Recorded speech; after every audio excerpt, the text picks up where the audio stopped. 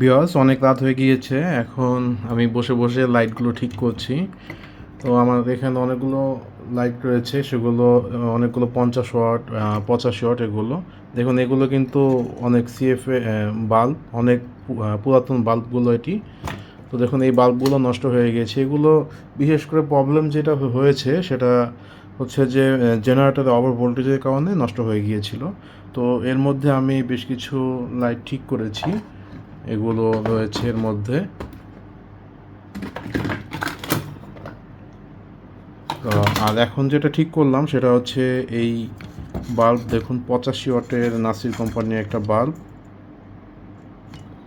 তো এই যে এটা হচ্ছে ওভার ভোল্টেজের কারণে প্রবলেমটা হয়েছিল মেনলি। তো এখানে যে প্রবলেমটা হয়েছিল এটা দেখুন, 104 যে ক্যাপাসিটরগুলো রয়েছে 400 ভোল্ট, এটা নষ্ট পুড়ে গিয়েছে। দুইটা এটা পুড়েছে আর একটা ডায়োড 4007। তো এই তিনটা জিনিস চেঞ্জ করার পর আমার বাল্বটি ওকে হয়ে গিয়েছে।